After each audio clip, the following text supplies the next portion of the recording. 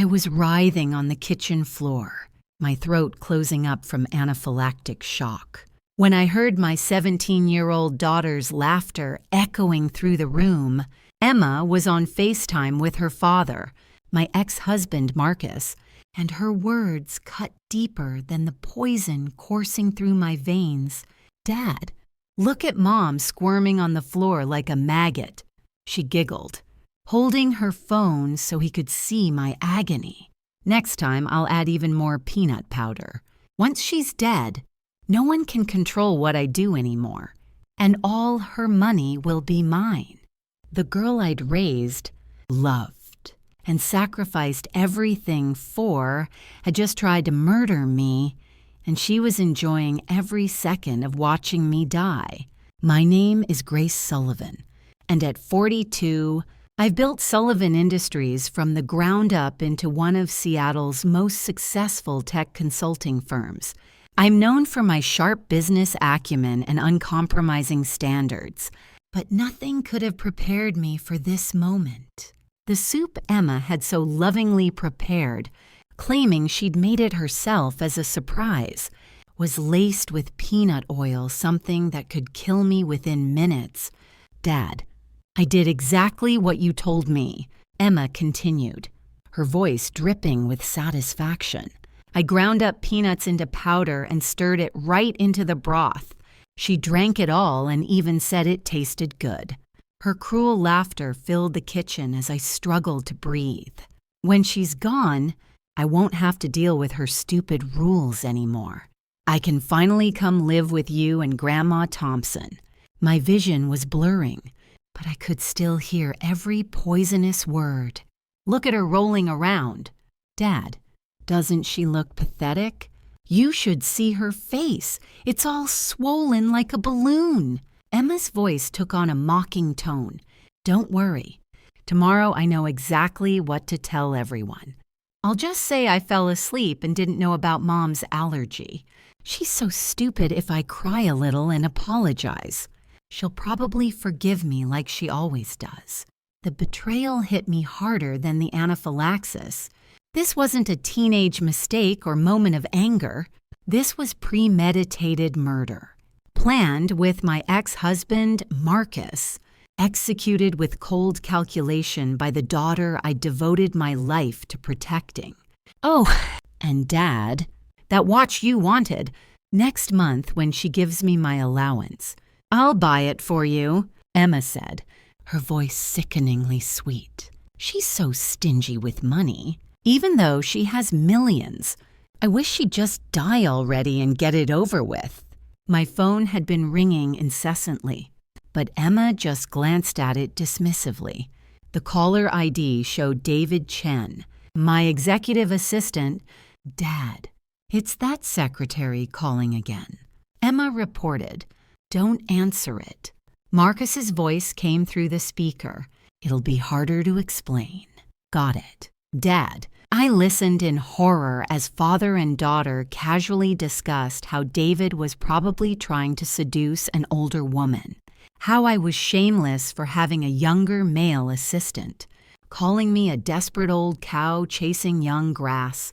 Their conspiracy was so casual, so well rehearsed, that I realized this had been planned for weeks, maybe months. The doorbell rang suddenly, and Emma panicked. She quickly turned off the lights and ran to her room. Declining the incoming call on her phone, I knew David was outside my lifeline in this nightmare. In that moment, my survival depended entirely on whether he would call the police or find a way to break in. I tried desperately to make noise, to signal for help, but could only manage weak gasps and convulsive movements. My body was failing me when I needed it most. Then I heard the front door open and the lights flick on. "Miss Sullivan." David's horrified voice rang out. Finally, I could let myself lose consciousness, knowing I was safe. The last thought that crossed my mind before everything went black was how completely I'd failed as a mother. I'd raised a monster who could watch me dying and laugh about it. But if I survived this, If I lived through Emma's attempt to murder me, everything was going to change. I would never again be the foolish, trusting mother who gave her daughter everything while receiving only hatred in return. Emma wanted me dead. She wanted my money. Well, she was about to learn that Grace Sullivan didn't become a millionaire by being weak, and if my own flesh and blood could try to kill me for money, then she was about to discover just how ruthless I could be when someone crossed me. The warm darkness took me then, but for the first time in years, I felt something that wasn't maternal love or guilt or desperate hope that Emma would change. I felt the cold, crystalline clarity of a woman who'd finally seen her daughter's true face and was ready to do something about it. When I woke up in Seattle General Hospital, IV fluids coursing through my veins, my body felt utterly depleted. The fluorescent lights seemed too bright, everything too sharp after coming so close to death.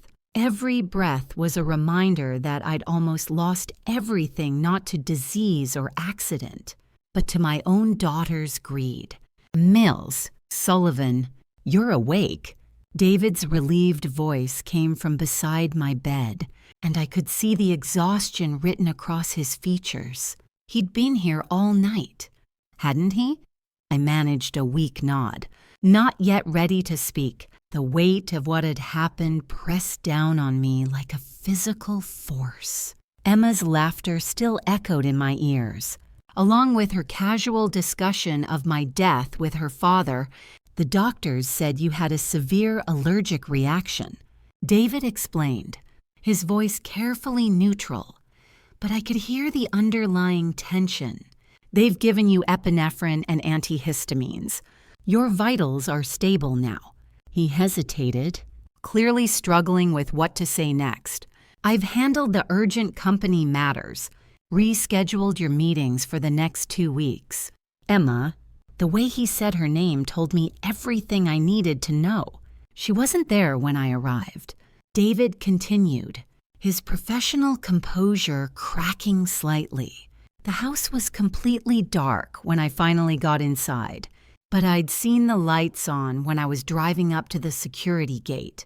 When I found you unconscious on the kitchen floor, Emma came out of her room pretending she'd just woken up, but she wasn't wearing pajamas. She was fully dressed. David's jaw tightened as he continued. "By the time I got you to the hospital, she was gone. Mrs. Rodriguez went to your house to get some of your things, and Emma had disappeared. We checked her credit card transactions. She'd bought a train ticket to Denver. She's gone to find Marcus." My heart should have broken hearing this. Any normal mother would have been devastated to learn that her child had abandoned her in the hospital.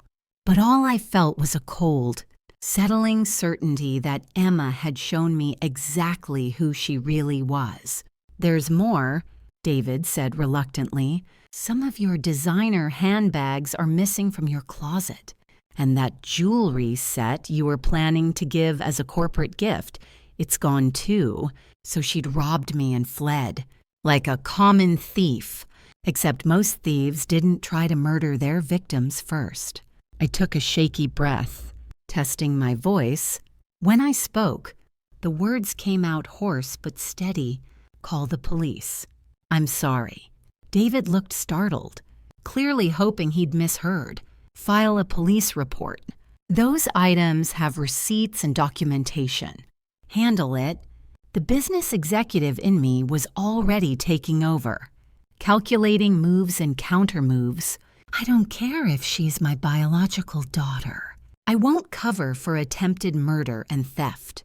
David stared at me as if I'd grown a second head. In the 12 years he'd worked for me, he'd watched me make excuse after excuse for Emma's behavior when she was expelled from private school for bullying, when she crashed her car drunk at 16, when she stole money from Mrs. Rodriguez's purse. Every time, I'd smoothed things over, paid for damages, sent her to therapy. convinced myself that she just needed more love and understanding. But that Grace Sullivan had died on the kitchen floor, along with any illusions I'd harbored about my daughter's character. Also, I continued, my voice growing stronger.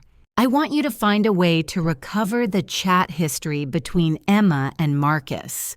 Text messages, social media, everything. Cost is no object. Miss Sullivan, David's voice held a note of warning. Are you sure about this path? Once we involve law enforcement, David, I met his eyes directly. They tried to kill me.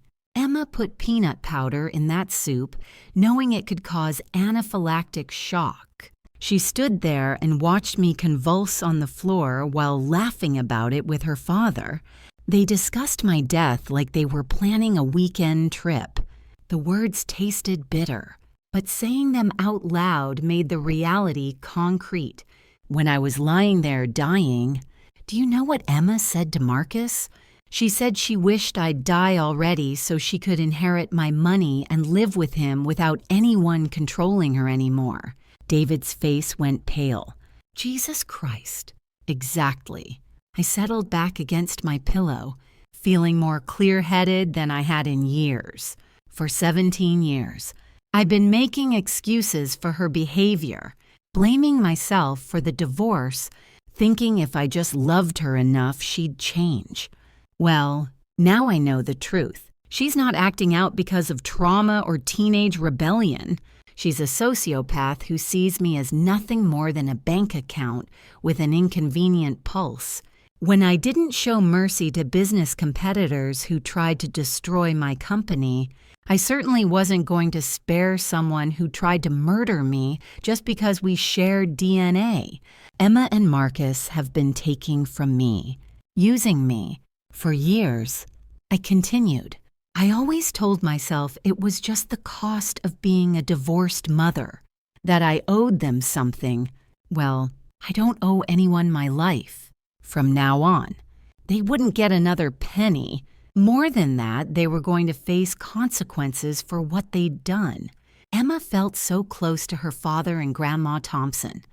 I wanted to see how loving and supportive they'd remain when she arrived empty-handed. With police looking for her, how devoted they'd be when she couldn't provide them with access to my money anymore. Handle the police report.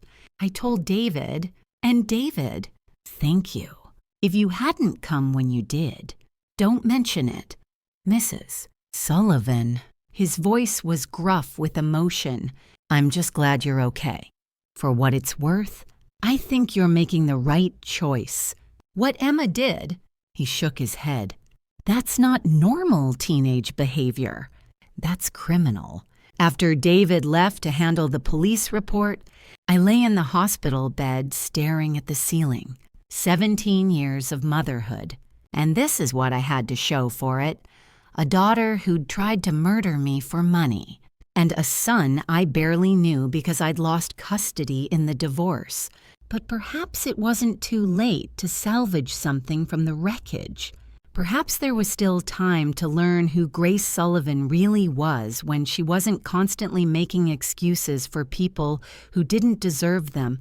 Emma wanted my money so badly she'd been willing to kill for it. Well, she was about to learn that inheriting from someone required them to actually die first, and I was very much alive, and very much done being anyone's victim. I was released from the hospital after 3 days. Emma never once called to check on me or visit. According to David's investigation, she'd been spending money freely in Denver expensive restaurants, designer shopping, 5-star hotels, living it up while her mother recovered from the poisoning she'd orchestrated. The bank cards were frozen at exactly 10 a.m. on Thursday morning. By 11:30, Emma was calling me. I blocked her number immediately. She tried calling from different numbers throughout the day, but I ignored them all. Finally, she resorted to text messages. Mom, why won't you answer? Are you mad because I wasn't at the hospital with you? Mom, I went to pray for you at the mountain retreat with my friends. I got you a protection charm. Mom, why isn't my card working? Can you ask David to check with the bank? I can't pay for anything and I'm so embarrassed. I didn't respond to a single message. Then she called David directly, and I heard her true nature come out immediately. No more fake sweetness, just pure entitlement and rage. David, did you say something to my mother? Why did she freeze my cards and ignore me? Emma's voice was sharp and demanding through the speakerphone in my office. Are you really that pathetic? Do you actually think you can marry my mom? Huh. Keep dreaming? You loser. David looked at me awkwardly, clearly uncomfortable with the personal attack. Seeing my calm expression, he replied with professional composure. Emma, I have no authority over any of your mother's financial decisions. She's my employer. I'm her employee. I don't have the inappropriate thoughts you're suggesting. I respect and am grateful to Miss Sullivan. Furthermore, I have a girlfriend, and we're planning to marry soon. If you have questions about your accounts, you should speak directly with your mother. Emma's furious screaming erupted through the phone. You worthless piece of trash! You disgusting loser! Why doesn't your mother just die already? She should have died from that soup. The line went dead. David stared at the phone in shock. Emma had just confessed to attempted murder while threatening me again. I sipped my coffee slowly and asked David, do you know why she ran away that night? You weren't mistaken about the lights. He confirmed. When I was driving through your neighborhood, I could see your house was fully lit up. The moment I reached the front door, everything went dark. She saw me coming and immediately turned off all the lights and hid. I nodded grimly. I'm severely allergic to peanuts. Emma claimed she didn't know that. But Marcus certainly does. We've been divorced for 15 years. But he was there when I was first diagnosed. She deliberately put peanut powder in that soup with the intent to cause anaphylactic shock. David's face paled as the full implications hit him. She's been pretending to be the perfect daughter in front of you for over a decade. You never suspected because you trusted her completely. She wanted me dead so she could inherit everything. I continued matter-of-factly. I gave birth to and raised a sociopathic killer when I regained consciousness in that hospital. My first instinct had been to keep this quiet. Surely they'd deleted their chat history. It would be humiliating to admit publicly that my own daughter had tried to murder me. And without proof, it would just be my word against theirs. But I couldn't bear the thought of them getting away with attempted murder. So I decided on a different strategy. I'm going to take back everything I've ever given them. I told David, every credit card, every bank account, every privilege, I want to watch them turn on each other when the money runs out. When they're desperate enough, they'll make mistakes. They'll say things, do things that expose the truth. I won't even need to lift a finger, they'll destroy themselves. A spoiled child accustomed to getting everything she wanted, used to wasteful spending habits. How could Emma endure real hardship when she couldn't take the poverty anymore? With her dark, vicious nature, could she really stay quiet and behave? I didn't think so. Soon enough, she'd land herself in prison all on her own. Miss Sullivan, David said carefully, I hope you'll reconsider the scope of this response.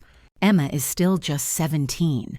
David, I interrupted. If Emma had thought to smother me with a pillow that night instead of just watching me convulse, I'd be dead right now.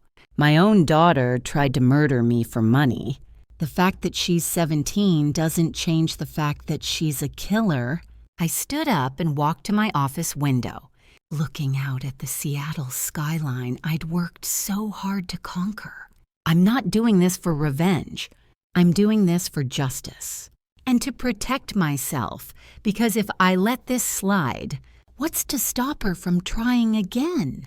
The private investigator I hired was expensive, but came highly recommended for discretion and thoroughness. I also made another security upgrade, hiring a new driver to replace my previous one who'd retired. Sarah Mitchell was a former Marine, tall and athletically built, with an aura of quiet competence that immediately put me at ease. When I interviewed her, she mentioned she'd done 2 tours overseas and was looking for stable employment in the private sector. I can provide executive protection services in addition to driving. She'd mentioned, I'm trained in defensive tactics and threat assessment. Could you teach me some self-defense? I asked impulsively. She smiled, the first genuine smile I'd seen from her during the interview. Absolutely.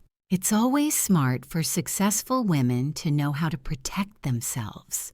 There was something in her eyes, a depth that spoke of experiences I could only imagine.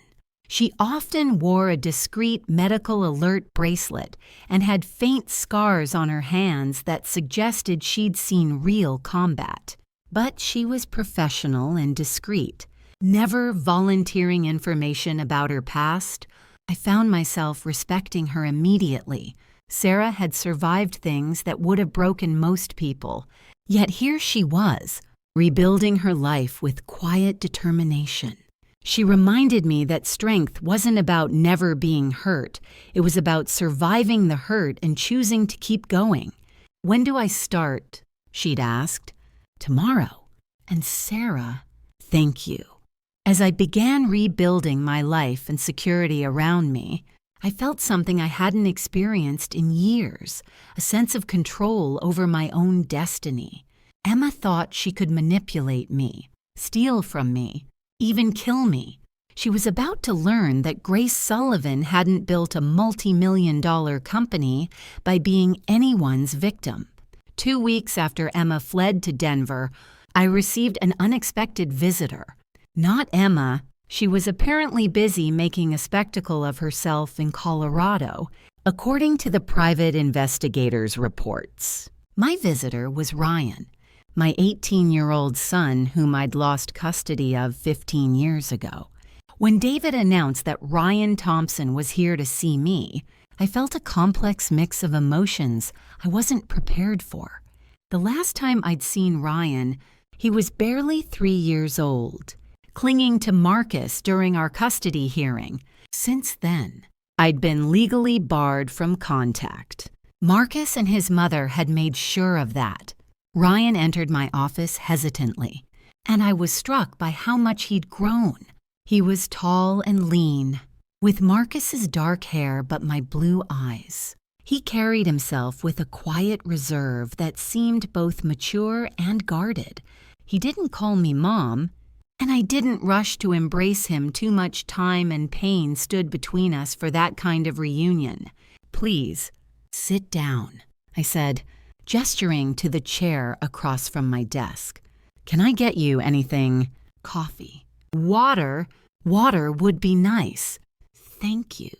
His voice was polite but careful, like he was speaking to a respected stranger rather than his mother.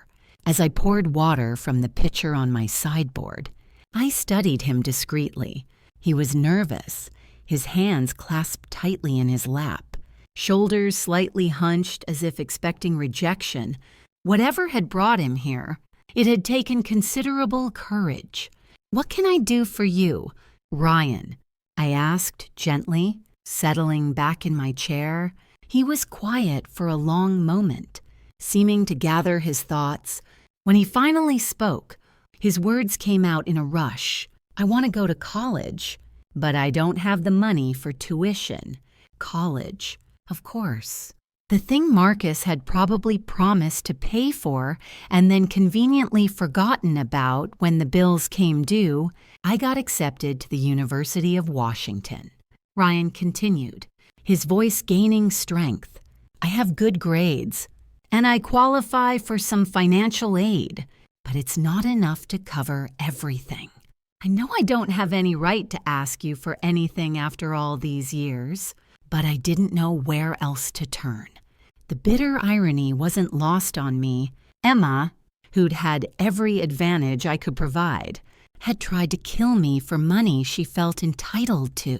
Ryan, who'd been kept from me for 15 years, was asking for help to better himself through education, and he was doing it with humility and respect.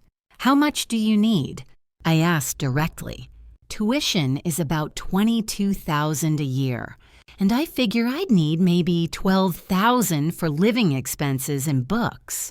He paused, then added quickly, "I can work part-time to help cover costs, and I'll pay you back after I graduate. I can write up a formal loan agreement if you want." The contrast between Ryan and Emma was stark. Emma had stolen thousands of dollars worth of jewelry and handbags without a hint of shame. Ryan was asking his biological mother for college tuition with the deference of someone requesting a formal business loan. Per year, I clarified. "Yes, ma'am." I pulled out my phone. "What's your Venmo information?" Ryan looked confused. "I'm sorry. Your Venmo? Or however you prefer to receive money transfers." I was already opening my banking app. "You don't need to decide right now," Ryan said, clearly flustered. "I can come back when you've had time to think about it." "Ryan," I looked up from my phone. "I'm your mother. I should have been helping you all along. The fact that I wasn't allowed to doesn't change my responsibility to you now. I transferred $50,000 to his account before he could protest further. That should cover your first 2 years," I said, "and you don't need to pay it back. If you continue to graduate school, I'll support that too." Ryan stared at his phone screen in shock as the transfer notification appeared. "Miss Sullivan, I can't accept this much. It's what a mother should do for her son," I said firmly. "Education is an investment in your future. Ryan, I won't have you struggling to pay for college when I have the means to help." For a moment, his carefully maintained composure cracked, and I saw the vulnerable young man beneath. His eyes filled with tears that he quickly blinked away. "I don't know what to say," he whispered. "Say you'll make the most of this opportunity. Study hard. Explore your interests. Make friends. These should be the best years of your life, not a financial struggle." Ryan nodded vigorously. "I will. I promise I will." I hesitated, then asked, "Would you like to come to my house for dinner sometime? I know it's probably awkward, but I'd like to know more about your life, your plans for the future." The invitation seemed to surprise him. He was quiet for a long moment, clearly wrestling with conflicting emotions. "I'd like that," he said finally. "But could we maybe start with just coffee or lunch? I think dinner might be too much, too fast." I finished, "Of course, whatever you're comfortable with." We exchanged contact information, and I walked him to the elevator. Before the doors closed, he turned back to me.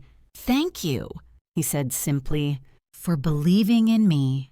Thank you for giving me the chance to try to be a better mother than I was before."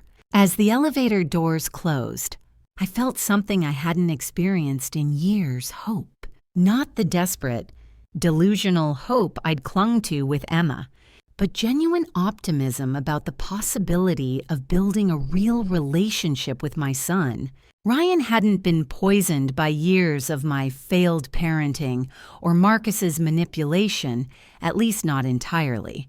He seemed to have developed into a young man with character and ambition despite his circumstances. Maybe it wasn't too late for me to get at least part of motherhood right. Maybe there was still time to build something meaningful from the wreckage of my family. 3 weeks after Emma fled to Denver, the Seattle police called to inform me that she'd been arrested and was being extradited back to Washington. The theft charges I'd filed had resulted in her being picked up at a Denver mall where she'd tried to pawn one of my stolen necklaces. Mrs. Sullivan, we need you to come down to the station. Detective Rodriguez explained over the phone. Since Emma is a minor, we need to discuss how you'd like to proceed with the charges. When I arrived at the station, I was told that Emma had been uncooperative during questioning, insisting she had every right to take things from her own house. But the moment I walked into the interview room, her defiant attitude crumbled instantly. Mom, Emma burst into tears the second she saw me. I know I was wrong. Please forgive me. I'll never do it again. I promise. In the past, seeing her cry would have shattered my heart. I would have rushed to comfort her, blamed myself for not giving her a stable family, made excuses for her behavior, but now, sitting across from her in that sterile room, I felt nothing but cold observation. She cried for several minutes, putting on quite a performance of remorse. When I didn't immediately fold and comfort her like I always had before, her sobs became more desperate. Mom, please say something. Are you angry with me? Emma reached across the table. Trying to grab my hands, I pulled away from her touch and stood up. I'll be right back. Mom, don't leave me here. Emma's voice rose to a near shriek. You can't abandon me. I'm not even 18 yet. I paused at the door. You're 17. Emma, your 18th birthday is in 6 weeks. You're hardly a child. Outside the interview room, Detective Rodriguez was waiting with a grim expression. Sullivan, we recovered all the stolen items. Given that Emma is a minor and this is her first offense, the DA is willing to drop the charges if you prefer to handle this as a family matter. I need to ask Emma some questions first, I said. Back in the room, Emma had composed herself somewhat. Though her eyes were red and puffy, she looked up at me hopefully as I sat down. Emma, you told people you went to a mountain retreat to pray for me while I was in the hospital. Where's the protection charm you claimed to buy? Her mouth opened and closed like a fish. I accidentally lost it. You actually went straight to Denver to find your father. Didn't you? Emma bit her lip. Panic flashing across her face, she was many things, but she wasn't a skilled liar when confronted directly. Emma, I continued calmly, I'm going to give you 2 choices. 1, call Marcus right now and tell him to come pick you up and take you back to Denver to live with him permanently. 2, I pursue full criminal charges for theft and conspiracy to commit attempted murder. You'll go to juvenile detention, and Marcus will go to prison. The color drained from Emma's face. Mom, you can't. There's no wall in this world that can completely block the wind. I interrupted. Even if you and Marcus deleted your chat history, digital forensics can recover everything. Do you really think that under 24-hour police interrogation, neither you nor your father would break and confess to planning my murder? Emma was trembling now, her earlier defiance completely gone. She knew I was right. They weren't criminal masterminds, just greedy opportunists who'd gotten in over their heads. So what's it gonna be? I asked. Call your father, or call a lawyer. With shaking hands, Emma dialed Marcus's number. Dad, you need to come get me. I want to come live with you in Denver. I couldn't hear Marcus's side of the conversation, but from Emma's increasingly frantic responses, it was clear he was trying to refuse. You have to come. Emma suddenly screamed into the phone. Right now, if you don't come, we're both finished. She knows everything. There was a long pause as Marcus apparently said something to calm her down. Emma's voice became smaller, more pleading than "Please come quickly. Dad, please." After she hung up, Emma looked at me with something approaching desperation. "Mom, can I take my things with me?" For the first time since this ordeal began, I saw a flicker of the lost child Emma might have been under different circumstances. She wasn't stupid. She'd probably gotten a taste of life in the Thompson household and realized that Marcus's promises of unlimited freedom and support were as hollow as everything else about him. "Mrs. Rodriguez has already packed everything you've worn and used over the past few years. I told her, it's all waiting for you. I'll stay with you until Marcus arrives. Let's go." Emma wasn't 18 yet, which meant I still had legal responsibility for her. The irony was bitter. The daughter who'd tried to murder me was still legally my dependent. As we waited in the police station lobby, Emma kept glancing at me nervously, occasionally trying to start a conversation that I didn't reciprocate. Finally, she couldn't stand the silence anymore. "If I have to go, can I at least say goodbye to my friends first?" "No. What about school? I haven't finished my senior year. Marcus can enroll you in a Denver high school." Emma's face crumpled as the reality of her situation hit her. She was losing everything: her friends, her school, her comfortable life, and most importantly, access to my money, all for a murder plot that had failed spectacularly. "Mom," she whispered, "I really am sorry." I looked at her directly for the first time since we'd left the interview room. "No, Emma, you're sorry you got caught. There's a difference.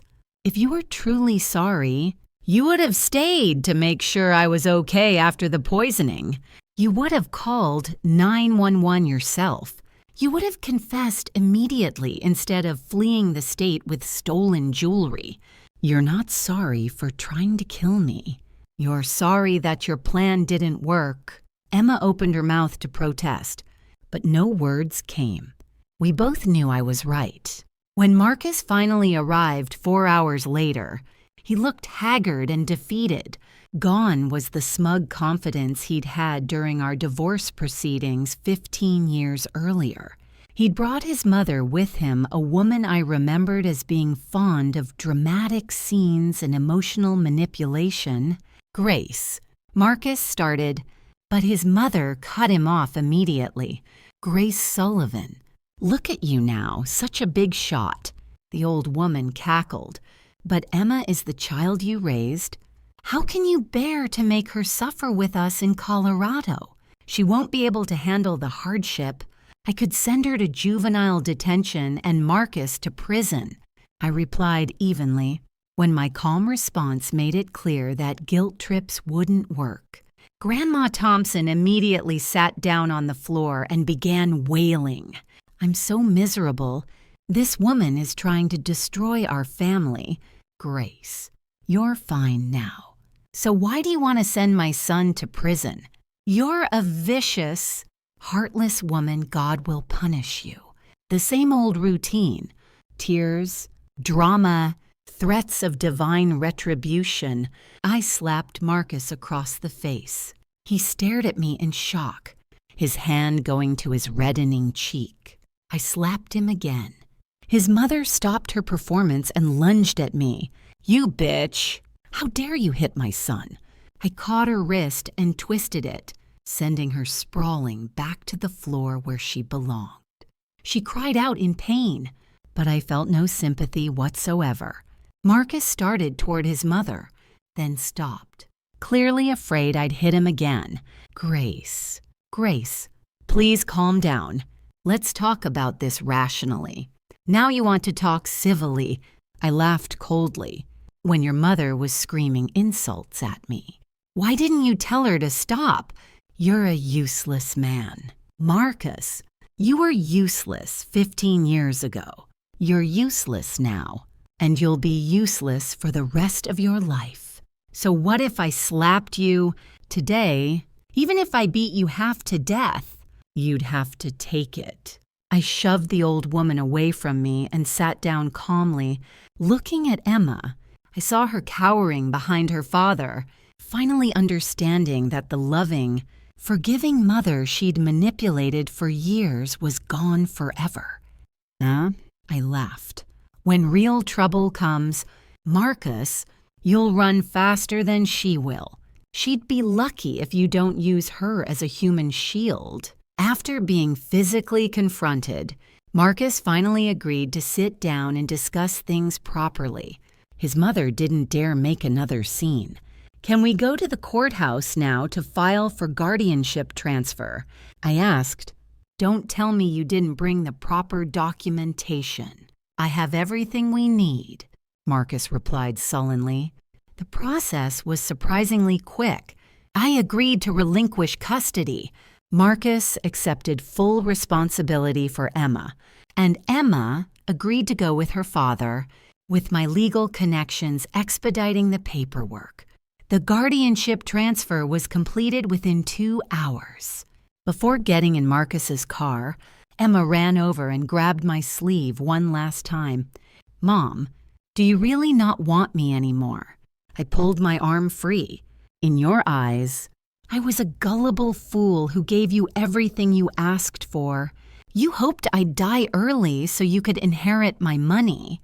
When I was writhing in agony on the kitchen floor, you laughed and called me a maggot. You told your father that the sooner I died, the sooner you could go live with him and your grandmother. Well, I'm fulfilling your wish now. What are you crying about? I should congratulate you on getting what you wanted. From now on, you can live happily in their cramped apartment, sharing a bedroom with whoever they decide to put you with. As for my money, I'm writing a will that leaves you absolutely nothing. Don't dream of continuing your spoiled lifestyle. I got in my car without looking back. In the rearview mirror, I saw Emma standing there, her defiant posturing dissolving into genuine despair as the reality of her situation finally hit her. When I had loved her, I'd cherished her with my whole heart and soul. Now that I'd grown cold and let her go, I could watch her suffer with complete indifference. The cycle was complete. Emma had gotten exactly what she'd asked for, a life without me controlling her. She just hadn't realized that my control was the only thing standing between her and the harsh reality of the Thompson family's actual financial situation. Let her enjoy her freedom. Something told me she'd discover very quickly that life without my credit cards and unlimited allowance was nothing like the fantasy Marcus had sold her. When I arrived home after transferring Emma's custody to Marcus, I felt dizzy and lightheaded, the emotional toll of the past month surviving poisoning. Cutting off my daughter, reconnecting with my son had left me physically and mentally exhausted. Maybe we should stop by the hospital for a checkup, Sarah suggested, noting my pale complexion in the rearview mirror. I shook my head. I just need rest. Real rest. I'd barely been home since leaving the hospital. Between police interviews, legal proceedings, and managing the crisis at work, I hadn't given my body time to properly recover from the anaphylactic shock. As soon as I lay down, David called, "Ms. Sullivan, Emma. She attempted suicide. She cut her wrists." My first reaction was coldly practical. She's putting on a show, using the threat of death to manipulate me into taking her back. "I see," I said simply. For a brief moment, I considered whether I should forgive her one more time. But I quickly dismissed the thought. Even if I forgave her, Emma wouldn't truly understand the gravity of what she'd done or change her fundamental character. If she wasn't afraid of death, then she could have what she wanted. If she actually succeeded in killing herself, I'd buy her a beautiful headstone and move on with my life. I pulled a pillow over my head, trying to block out the world. I'd barely fallen asleep when David called again. Ms. Sullivan, Emma's suicide attempt has made the news. Send me the link. The article was pure sensationalized garbage, completely fabricated clickbait with no connection to reality. People attempted suicide in hospitals every day, yet Emma's wrist cutting had somehow become a news story. Someone was clearly pulling strings behind the scenes. The article was loaded with inflammatory keywords: minor, child abandonment, high school student, wealthy mother abandons daughter. In an accompanying video, Emma sobbed dramatically for the cameras. I don't even know what I did wrong.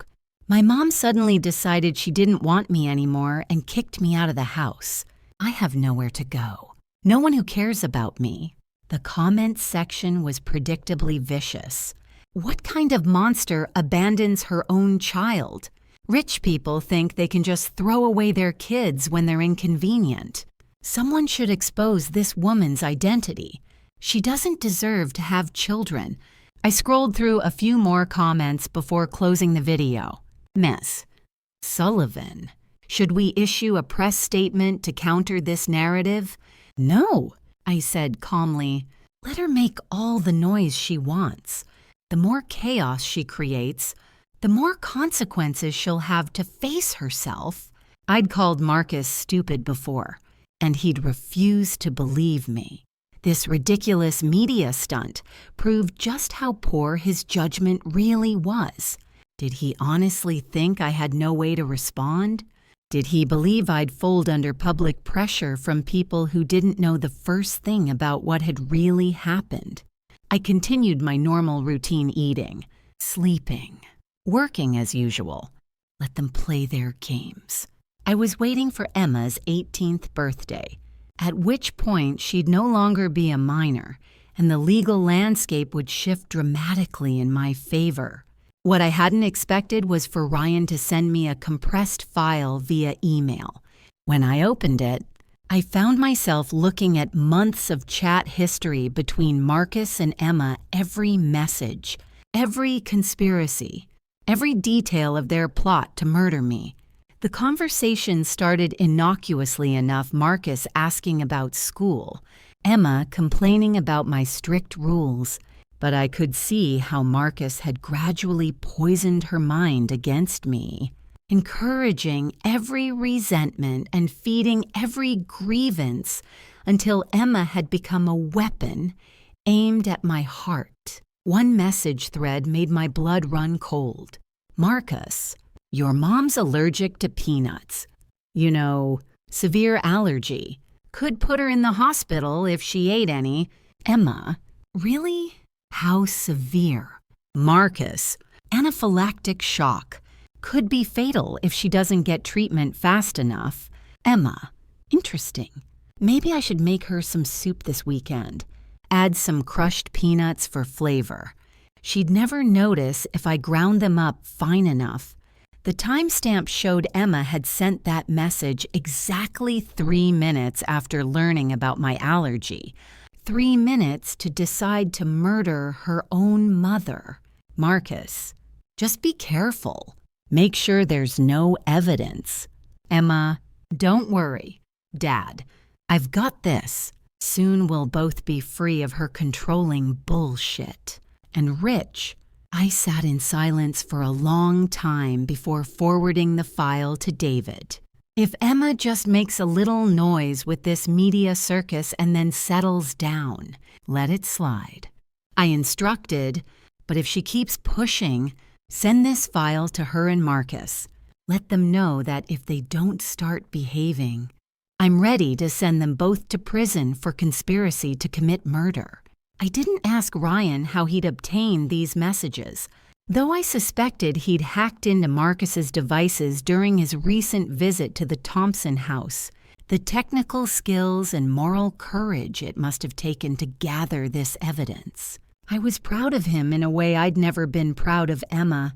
I transferred a substantial sum to Ryan's account, but he immediately sent it back with a message, "I'm sorry I couldn't protect you sooner." "Mom, you don't need to apologize for anything," I replied. "Thank you for giving me the truth." Seeing that no matter how much chaos she created, I refused to respond. Emma escalated to threatening to jump from buildings. After David sent the incriminating chat logs to Marcus, both father and daughter immediately backed down. Marcus stopped encouraging Emma's media stunts, quickly deleted all the videos they'd posted, and rushed through the paperwork to transfer Emma to a Denver high school. Within a week, they'd left Seattle entirely.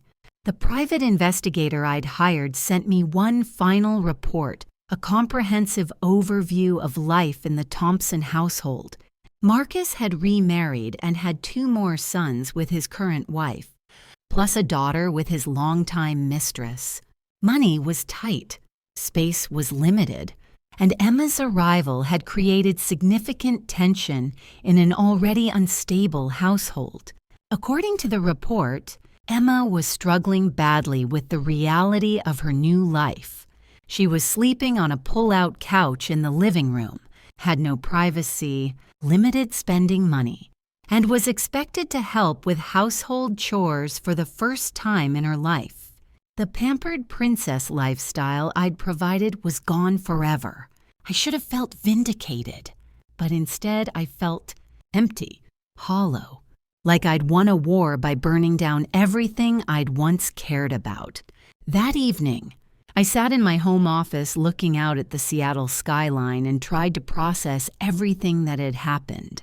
In the span of a month, I'd survived attempted murder, disowned my daughter, reconnected with my son, and completely restructured my understanding of my own family. I was alive.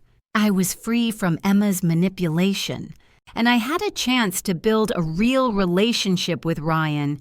By any objective measure, I should have been grateful. So why did I feel like I'd lost something irreplaceable?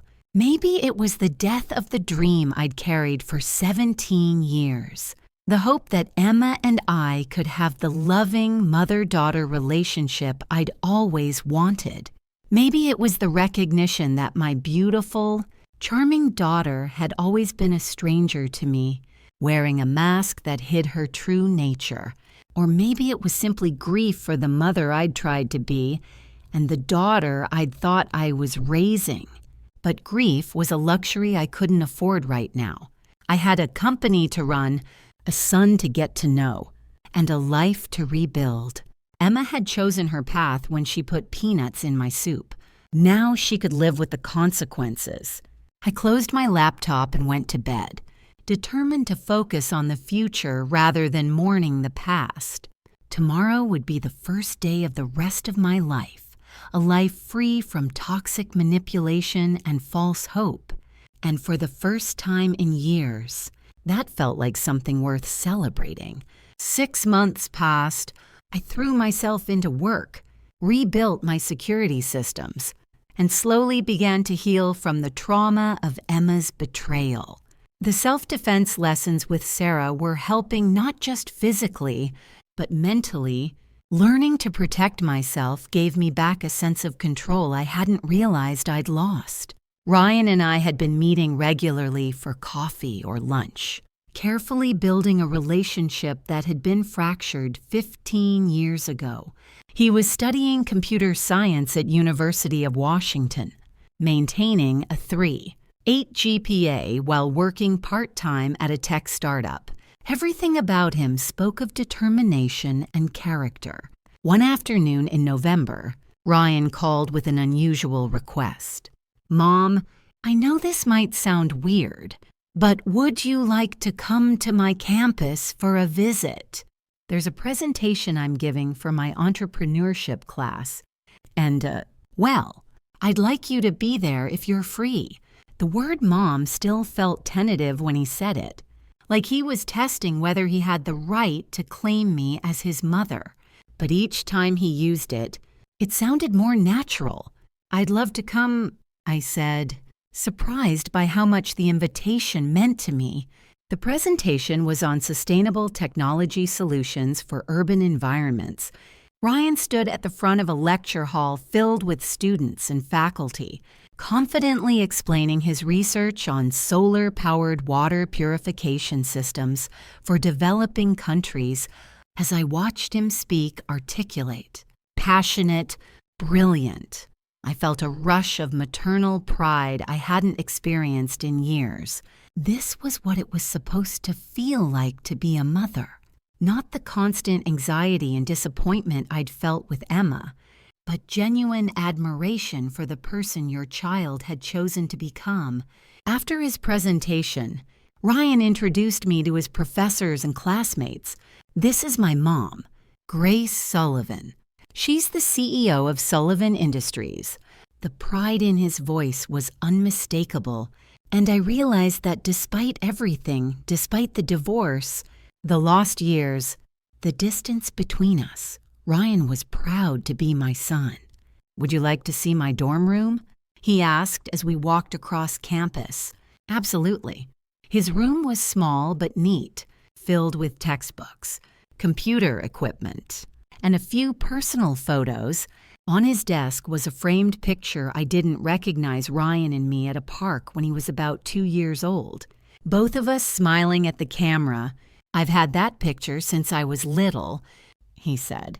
Noticing me looking at it, "Dad and Grandma Thompson told me you abandoned me, but I kept the picture anyway." I guess part of me always hoped the story was more complicated than they said. My throat tightened with emotion. I fought for custody. "Ryan, I fought as hard as I could, but the courts favored your father, and his mother convinced them I was an unfit parent because I worked too much." "I know," he said quietly. "I figured that out as I got older. The way they talked about you. It never made sense with the woman who would send money for college without hesitation." We sat on his narrow dorm room bed, finally having the conversation we should have had years ago. "I'm sorry I wasn't there for your childhood," I said. "I'm sorry you grew up thinking I didn't want you. I've regretted losing you every single day for 15 years. I'm sorry I believed their lies for so long." Ryan replied, "And I'm sorry about Emma. I saw some of those news articles when everything happened.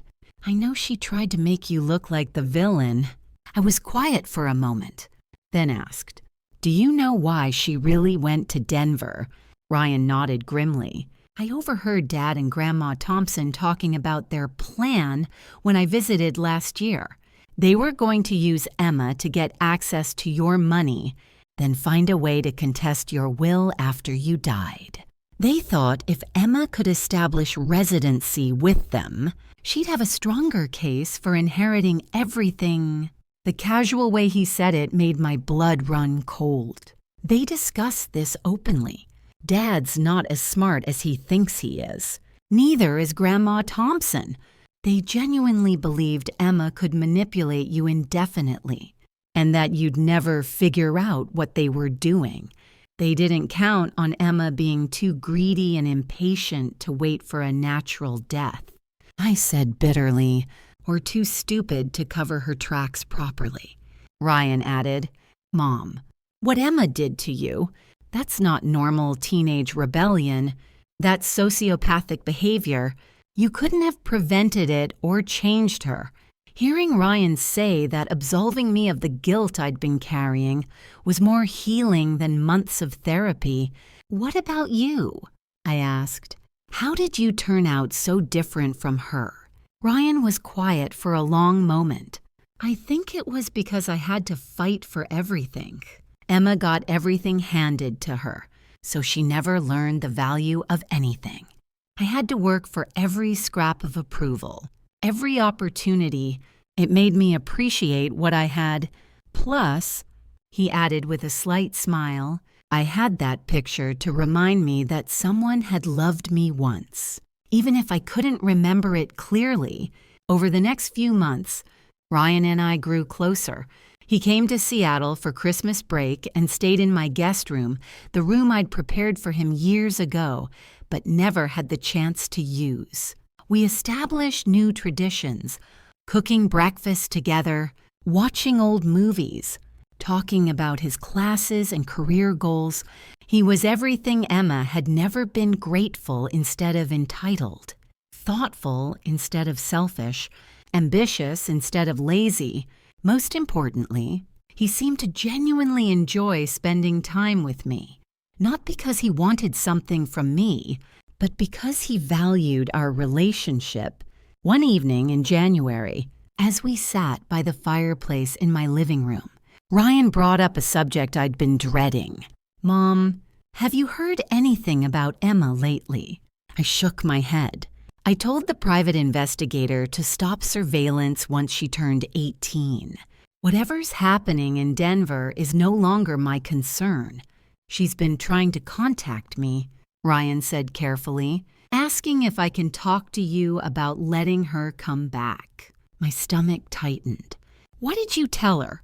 "The truth, that she tried to murder you for money, and that actions have consequences."